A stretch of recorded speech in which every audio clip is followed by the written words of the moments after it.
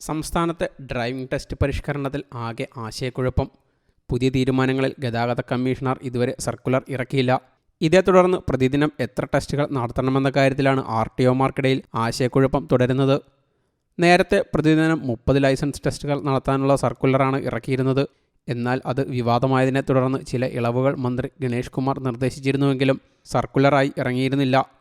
പ്രതിദിന ലൈസൻസ് 60 ഉയർത്താനും മന്ത്രി നിർദ്ദേശിച്ചിരുന്നു. റോഡ് ടെസ്റ്റിനായി വിശദമായ സർക്കുലർ ഇറക്കാനായിരുന്നു മന്ത്രിയുടെ നിർദ്ദേശം. എന്നാൽ പുതിയ തീരുമാനങ്ങൾ ഉൾപ്പെടുത്തിയുള്ള സർക്കുലർ ഗതാഗത കമ്മീഷണർ ഇതുവരെ ഇറക്കിയിട്ടില്ല. ഇതേ തുടർന്നാണ് ആശയക്കുഴപ്പമുണ്ടായത്.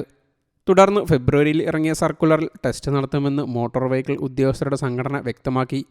പുതിയ നിർദ്ദേശം വരാത്തതിനാൽ 30 ലൈസൻസ് പരീക്ഷ മാത്രം നടത്താനാണ് RTOമാരുടെ തീരുമാനം. അതോടൊപ്പം 15 വർഷം കഴിഞ്ഞ വാഹനങ്ങൾ ടെസ്റ്റിന് അനുവദിക്കില്ലെന്നും അധികൃതർ വ്യക്തമാക്കി. എന്നാൽ ഇതിനിടെ ഡ്രൈവിംഗ് ടെസ്റ്റ് പരിഷ്കരണത്തിനിടെ ഡ്രൈവിംഗ് സ്കൂളുകളുടെ പ്രതിഷേധം ഇന്ന് നടക്കും. ടെസ്റ്റ് ബഹിഷ്കരിക്കാനും കരിദിനം ആചരിക്കാനുമാണ് തീരുമാനം. അടിമുടി പരിഷ്കരിച്ച ഡ്രൈവിംഗ് ടെസ്റ്റ് ഇന്നു മുതലാണ് പ്രാബല്യത്തിൽ വരുന്നത്. ഡ്രൈവിംഗ് ടെസ്റ്റ് കർശന വ്യവസ്ഥകൾ ഉൾപ്പെടുത്തി പരിഷ്കരിക്കുന്നതിനെതിരെ തുടക്കം മുതൽ പ്രതിഷേധങ്ങളുണ്ട്.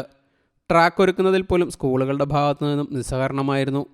പ്രതിഷേധങ്ങൾക്കൊടുവിൽ ചില വിട്ടുവീഴ്ചകൾക്ക് ഗതാഗത മന്ത്രി തയ്യാറായെങ്കിലും അപ്രായോഗിക നിർദ്ദേശങ്ങളെന്ന് പറഞ്ഞ് പരിഷ്കരണങ്ങൾ ബഹിഷ്കരിക്കുമെന്ന് ആദ്യം CITU നിലപാടെടുത്തു.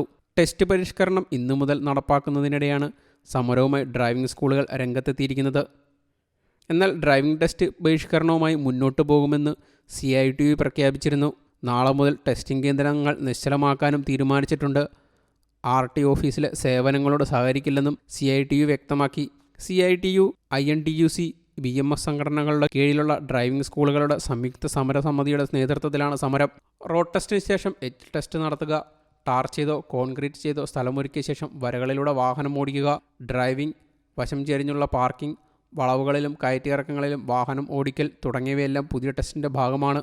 പ്രതിദിനം നൽകുന്ന ലൈസൻസുകളുടെ എണ്ണത്തിലുമുണ്ട് നിയന്ത്രണം. പുതിയതായി ടെസ്റ്റിൽ പങ്കെടുത്ത 40 പേർക്കും തോറ്റവർക്കുള്ള റീടെസ്റ്റിൽ ഉൾപ്പെട്ട 20 പേർക്കുമായി 60 പേർക്ക് ലൈസൻസ് നൽകാനാണ് പുതിയ നിർദ്ദേശം. എന്നാൽ ഡ്രൈവിംഗ് ടെസ്റ്റ് പരിഷ്കരണ വിഷയത്തിൽ വകുപ്പ് മന്ത്രിയും ഡ്രൈവിംഗ് സ്കൂൾ ഉടമകളും തമ്മിൽ വലിയ വാഗ്വാദങ്ങളിലേക്കാണ് പോകുന്നത്.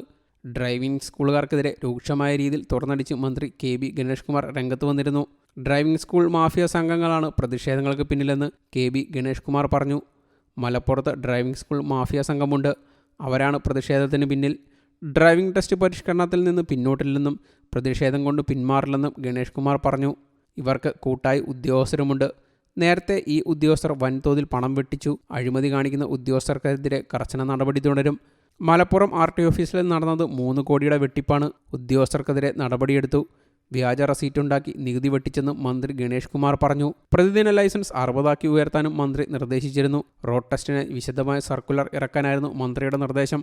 എന്നാൽ പുതിയ തീരുമാനങ്ങൾ ഉൾപ്പെടുത്തിയുള്ള സർക്കുലർ ഗതാഗത കമ്മീഷണർ ഇതുവരെ ഇറക്കിയിട്ടില്ല. ഇതേ തുടർന്ന് ഫെബ്രുവരിയിൽ ഇറങ്ങിയ സർക്കുലറിൽ ടെസ്റ്റ് നടത്തുമെന്ന് മോട്ടോർ വെഹിക്കിൾ ഉദ്യോഗസ്ഥരുടെ സംഘടന വ്യക്തമാക്കി. പുതിയ നിർദ്ദേശം വരാത്തതിനാൽ 30 ലൈസൻസ് പരീക്ഷ മാത്രം നടത്താനാണ് RTOമാരുടെ തീരുമാനം. അതോടൊപ്പം 15 വർഷം കഴിഞ്ഞ വാഹനങ്ങൾ ടെസ്റ്റിന് അനുവദിക്കില്ലെന്നും അധികൃതർ വ്യക്തമാക്കി. News desk, you talk.